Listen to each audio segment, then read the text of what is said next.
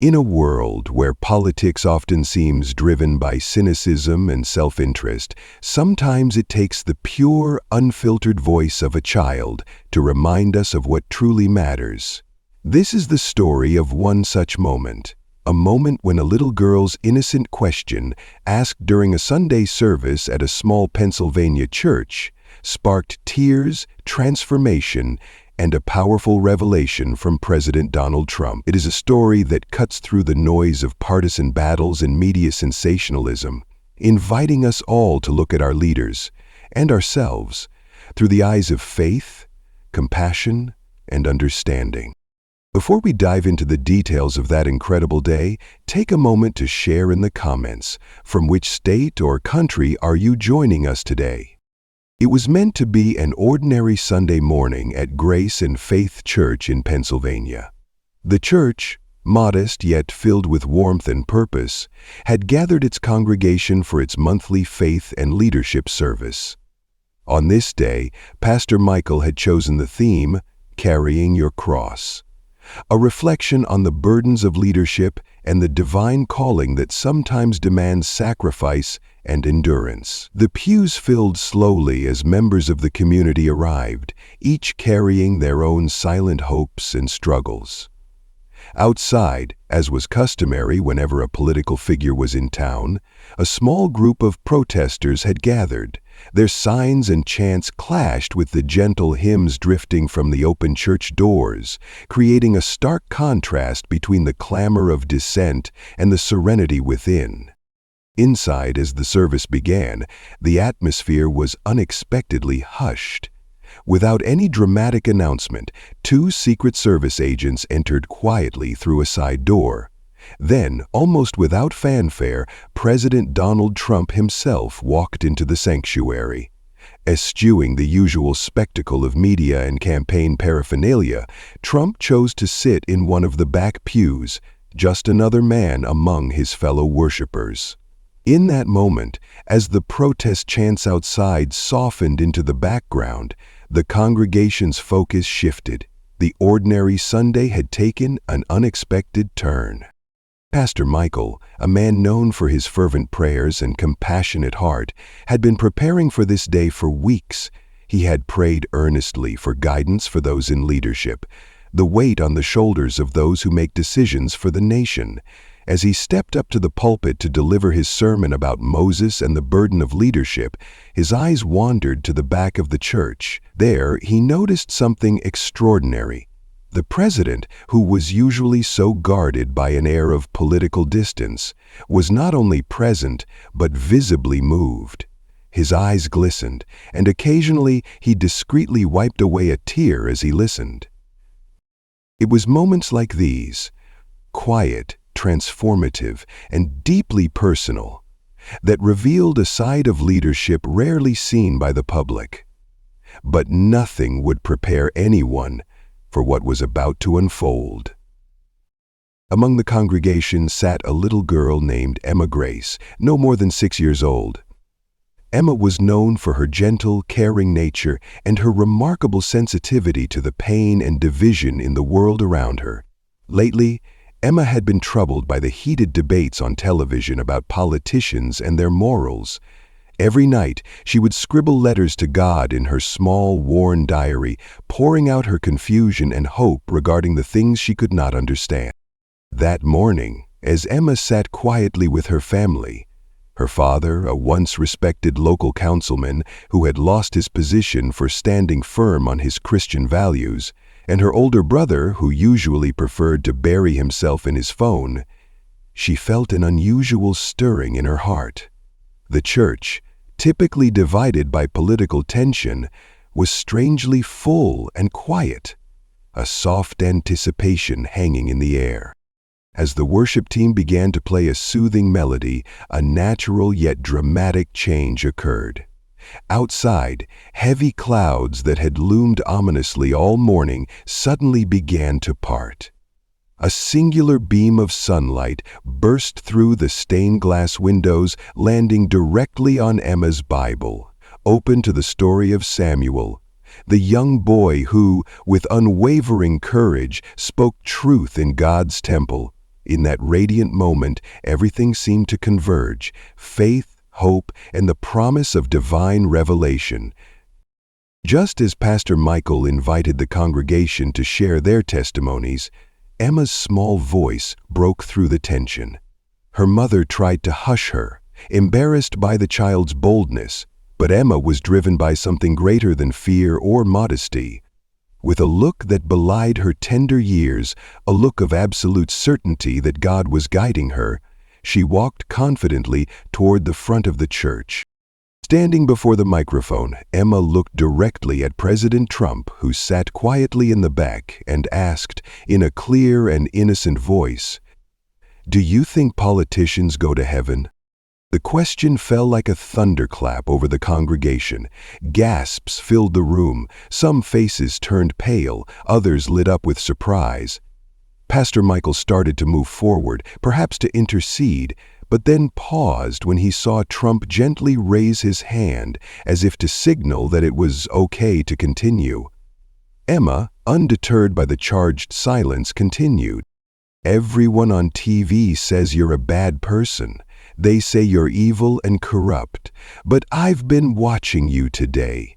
I saw you help Mrs. Peterson, the 87-year-old widow, with her walker. I saw you comfort the Johnson family who lost their home in that terrible fire. And when the collection plate passed, I noticed you put a lot of money in the offering. You were praying, and you listened to Pastor Michael talk about Moses.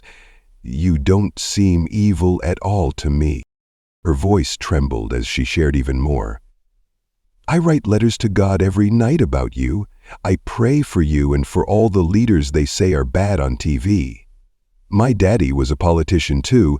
He lost his job because he stood up for Jesus at a meeting, and people said mean things about him. I even kept a little prayer diary."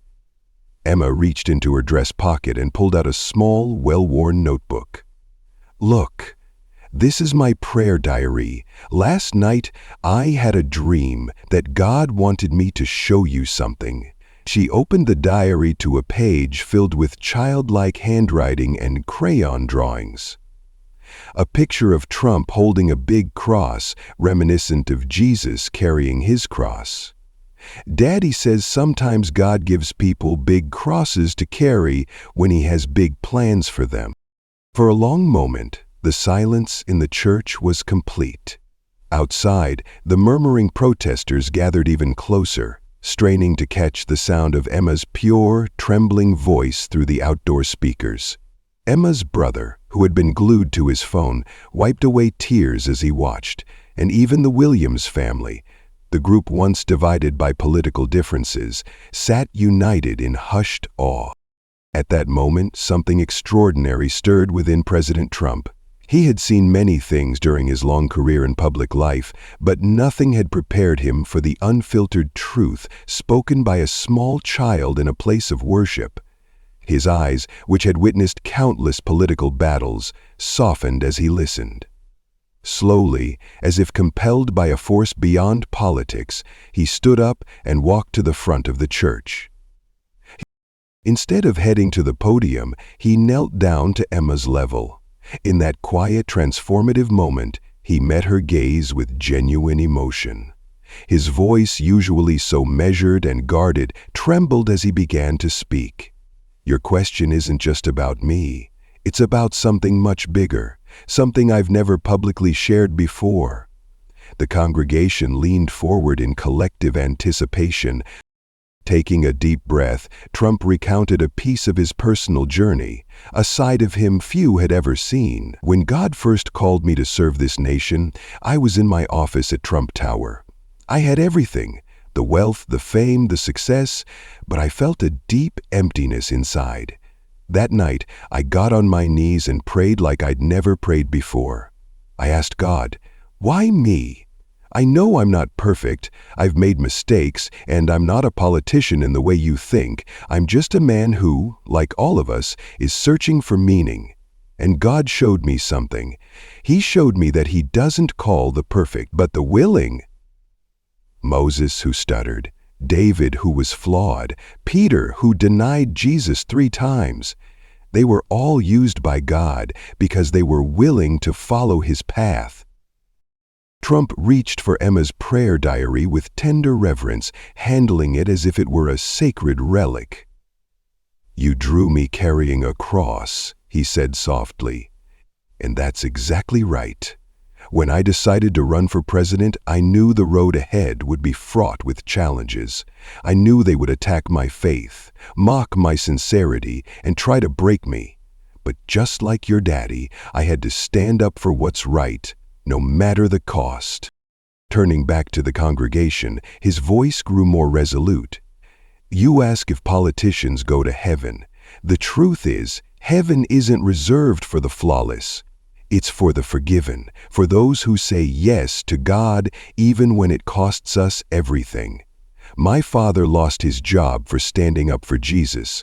I've had my share of criticisms and attacks, but every day I get on my knees to pray for this nation, for the people who oppose me, and for the wisdom to lead with God's guidance." His eyes shone with unshed tears as he continued, "The hardest part of this journey isn't the criticism. It's knowing that so many try to use our struggles to make us doubt our faith. They want us to be ashamed of who we are as believers. But remember what Jesus said. If the world hates you, remember that it hated me first." Those words give me strength. As Trump's heartfelt testimony washed over the congregation, a profound transformation took hold. Through the tall stained glass windows, even the protesters outside appeared to pause, their signs lowering as they listened. Emma's brother, overwhelmed by emotion, rose to his feet and cried out, "I'm sorry." His voice, cracking with remorse, confessed that he had once shared hateful memes about Trump and had doubted the sincerity of faith. Trump embraced him warmly, saying, "God already forgives." One by one, the divisions that had plagued the church began to dissolve. The Williams family, once split by politics, joined hands with protesters who had long stood outside. A local reporter captured the scene. A moment of reconciliation and unity that defied the bitter narratives of the media.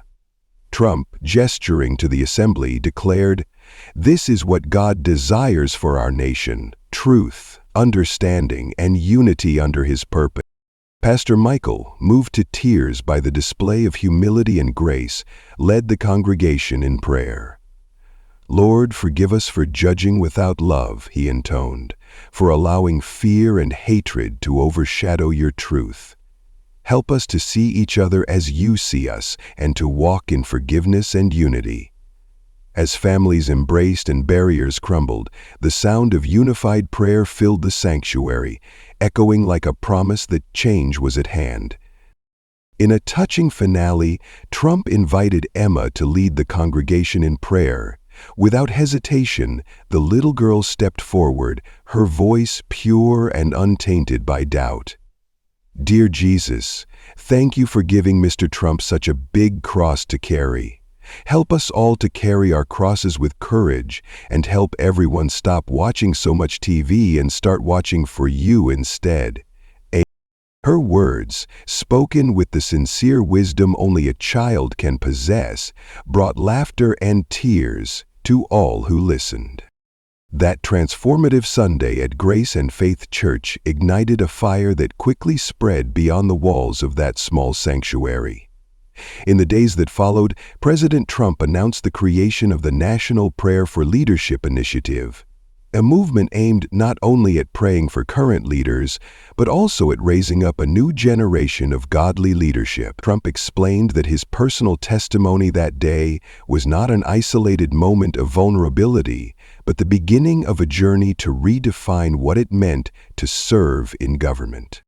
Across the nation, churches began to organize Heaven Question revivals, where congregations would gather to pray for leaders regardless of party, setting aside the divisive rhetoric of modern politics. In schools, children started forming prayer groups inspired by Emma's simple yet profound question. The movement caught fire on social media, where hashtags like Heaven Question and Prayer for Leadership trended for weeks. Local communities, once fractured by partisan strife, found common ground in the message of forgiveness and unity. Emma's father, who had once lost his political position for standing up for his Christian values, re-emerged as a leader in his community. Protesters who had once brandished angry signs now joined forces with churchgoers to promote healing and dialogue. Even those who had criticized President Trump for his policies began to see a different side, a side that recognized the power of prayer and the possibility of redemption. News outlets that had once focused solely on controversy began airing stories of reconciliation. A local reporter, who had secretly recorded that historic service, produced a documentary titled "Through a Child's Eyes," showcasing how Emma's question had sparked a revival of faith and hope that transcended political boundaries. The film featured interviews with church members, community leaders, and even former detractors, all united by the common thread of a renewed belief that change was possible when hearts and minds opened to truth. For President Trump, that Sunday was a turning point. In subsequent interviews and public appearances, he would occasionally reference the moment when a little girl's honest question revealed a side of him he had long kept hidden. In one particularly memorable interview, he spoke of the challenges of leadership, acknowledging that every decision was weighed down by both personal sacrifice and the relentless criticism of the media. "When I get on my knees each morning to pray for our nation," he said, "I remember that true leadership isn't about perfection. It's about perseverance, about having the courage to do what's right, even when it's hard." He also made it clear that the National Prayer for Leadership initiative was not merely a political ploy, but a sincere effort to bring together a divided nation. He visited Grace and Faith Church on several occasions, always choosing a simple seat near the back so that he could observe and participate in the service without the usual trappings of power. His actions, helping an elderly widow, offering quiet words of comfort to grieving families, and discreetly contributing to the collection plate, became symbols of a more compassionate style of leadership. At home, Emma's story continued to inspire a wave of grassroots initiatives. In neighborhoods across the country, children began writing their own prayer diaries. Community centers organized interfaith prayer gatherings where people of all backgrounds could come together to support their leaders through prayer rather than protest or partisan bickering. A national network of youth ambassadors was established, with Emma chosen as the first, her innocence and unwavering faith serving as a beacon for a generation eager to bridge the gap between political ideologies through spiritual understanding. Emma's older brother, who had once scorned church gatherings and dismissed them as politically charged, experienced a profound transformation as well. Over time, he began to appreciate the power of community and prayer, eventually joining the youth division and becoming an advocate for a more inclusive, faith-driven approach to leadership. Families that had once been divided by political strife found new unity as they engaged in dialogues about forgiveness and common purpose. And even former protesters, those who had once wielded signs in opposition, began to see the value in coming together for the greater good. Pastor Michael, who had preached on the theme of carrying your cross for so many years, found that his congregation was now more vibrant and hopeful than ever before. In his sermons, he spoke of the transformative power of humility and the importance of embracing one's imperfections as stepping stones towards spiritual growth. "We are all carrying crosses," he would say, "and it is only when we share our burdens and support one another that we truly begin to heal." The ripple effect of that fateful Sunday service reached far beyond the walls of Grace and Faith Church. Within weeks, a nationwide revival was underway, a revival that many began calling the Heaven Question Awakening. The initiative, driven by prayer and guided by a renewed sense of unity, inspired local governments and private organizations to reevaluate their approach to leadership and public service. In one city, a new policy was enacted to encourage interfaith prayer sessions among civic leaders. In another state, a coalition of community groups organized annual events dedicated to honoring veterans and unsung heroes through collective prayer. Across America, the message was clear. Politics, no matter how divisive, could be tempered by faith and mutual respect. The National Prayer for Leadership initiative, announced by President Trump, became a catalyst for this change. Schools incorporated prayer diary programs into their curricula, and youth ambassadors were sent to schools and community centers to lead discussions about values, empathy, and the power of seeing the world through the eyes of faith rather than fear. Social media exploded with heartwarming stories of families coming together to forgive past grievances and to support one another, a testament to the enduring human spirit when it is united by a higher calling. One particularly moving segment aired on national television, a montage of people from all walks of life, from urban centers to rural heartlands, sharing their own stories of how prayer and reconciliation had transformed their lives. The camera often lingered on the faces of children, whose unguarded expressions of hope and wonder served as a potent reminder that sometimes the smallest voices carry the greatest truths. For many, the revival was not just about political reconciliation, but a deep personal transformation, a return to values that had long been neglected. As the days turned into months, communities that had once been mired in political conflict began to rediscover the bonds of fellowship. People began organizing neighborhood prayer circles, inviting even those who had once been fierce critics to join in the healing process. The initiative, once sparked by a little girl's question, had grown into a movement that was reshaping the national conversation on leadership, faith, and unity. In the halls of power, the effects of the revival were equally profound. High-ranking officials, once ensnared in the trappings of partisan warfare, were now being encouraged to set aside their differences and to lead with humility and a spirit of service. President Trump, whose personal testimony had touched many, made it a point to incorporate daily moments of reflection into his routine, inviting his advisors to join him in prayer and contemplation. This change in tone was evident in policy discussions and public appearances alike. The National Prayer for Leadership initiative fostered an environment where dialogue replaced diatribe. Lawmakers began to publicly acknowledge the importance of character and moral fortitude in leadership, with many citing the transformation witnessed at that Pennsylvania church as a turning point in their own perspectives. A series of reforms were introduced to ensure that public servants were held not only accountable for their policies, but also encouraged to cultivate empathy and understanding.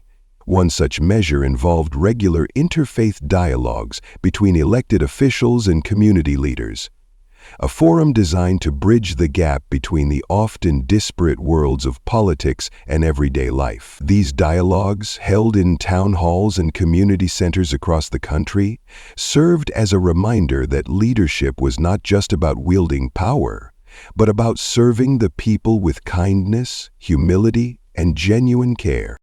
Local news outlets, once fixated on the sensational aspects of political battles, began to focus on these stories of reconciliation and transformation. Documentaries and interviews featuring individuals who had experienced the revival firsthand, veterans, community organizers, educators, and even former protesters, provided an inspiring counterpoint to the often negative narratives dominating the headlines. The story of Emma's question, so simple and yet so profound, became a symbol of the possibility that change could come from even the most unlikely sources. In the months and years that followed, the legacy of that remarkable Sunday continued to evolve. The National Prayer for Leadership initiative grew into a well-established network, with events, workshops, and community service projects spread across the nation. Young people, inspired by Emma's sincerity and the transformative power of her question, took to heart the message that faith and unity were the cornerstones of a better future. Emma herself, no longer just a quiet member of a church congregation, emerged as a youth ambassador, a role that saw her traveling to schools, community centers, and even political rallies to share her story and to encourage others to see their leaders through the eyes of compassion rather than judgment.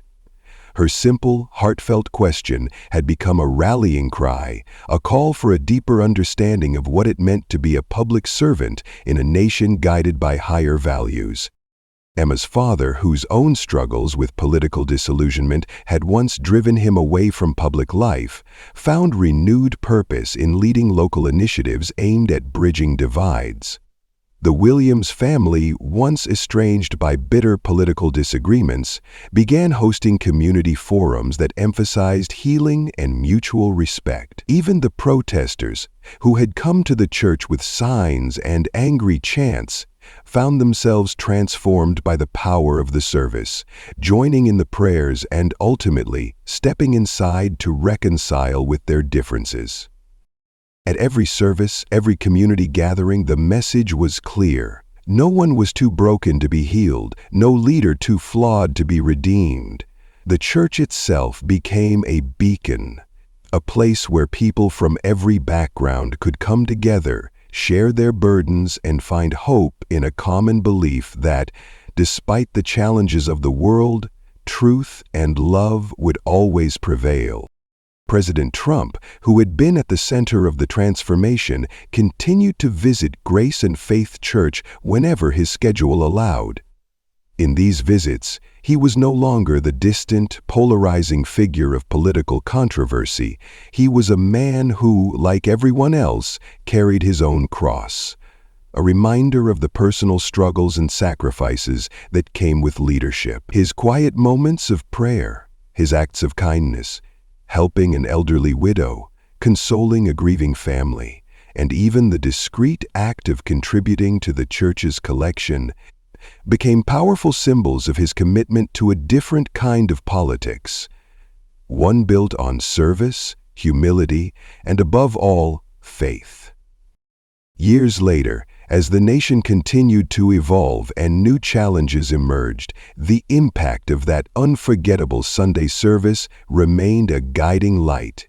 In classrooms, in boardrooms, and in living rooms across America, people recalled the story of a little girl's question that brought a church to tears and led to a powerful, personal testimony by a president. It became a part of the cultural fabric, a reminder that sometimes the most profound transformations begin with the simplest, most sincere questions.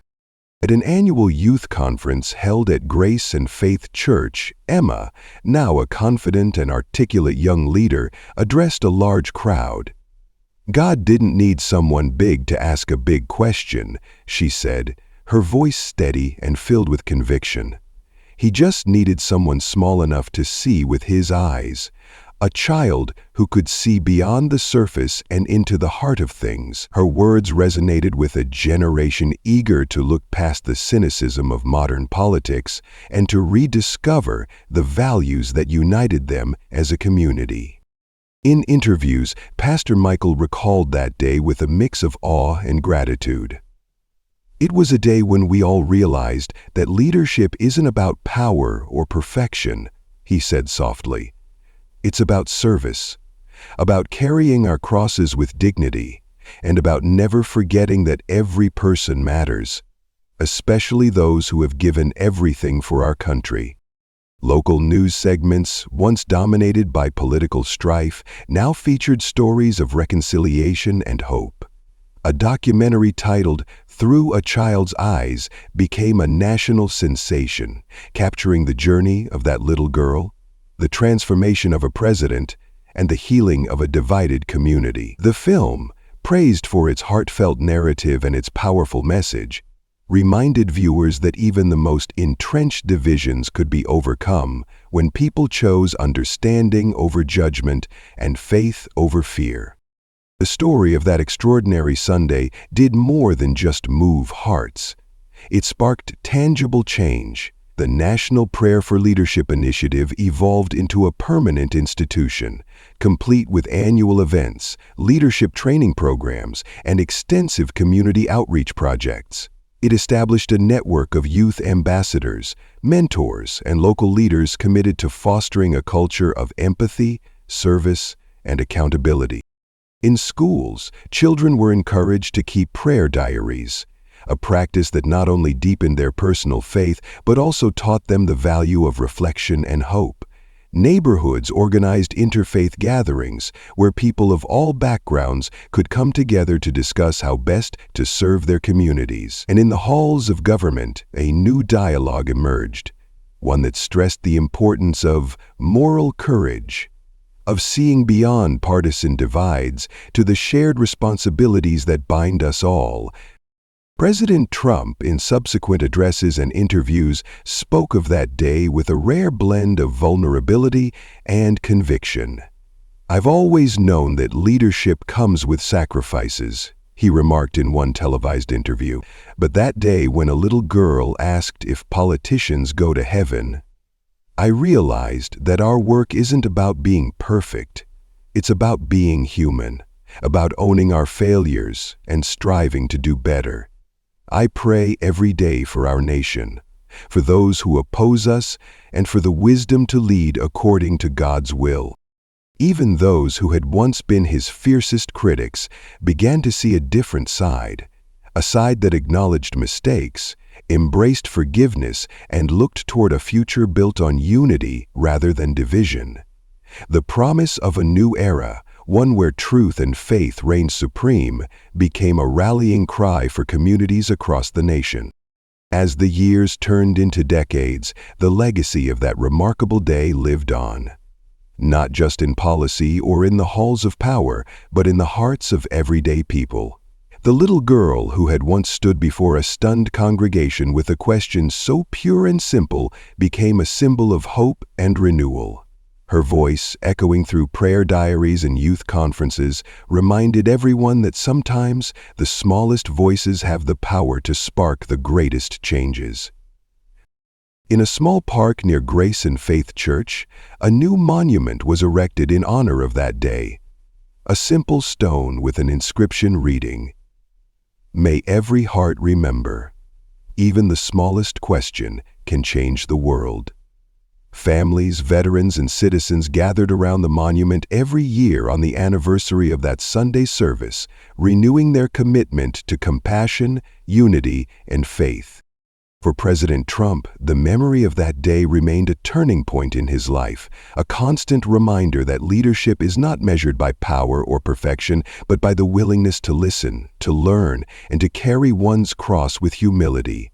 And for Emma, now a confident young leader, the journey that began with one innocent question continued to inspire a generation eager to look beyond political rhetoric to the deeper truths of life. As you reflect on this story, consider the profound impact that a single moment of sincerity can have. What might happen in our nation if we all begin to see our leaders not through the lens of suspicion and cynicism, but with the open, forgiving eyes of faith? What if we replaced criticism with prayer and judgment with understanding? Perhaps then we could build a future where every voice is heard, every sacrifice honored, and every heart is given the chance to rise.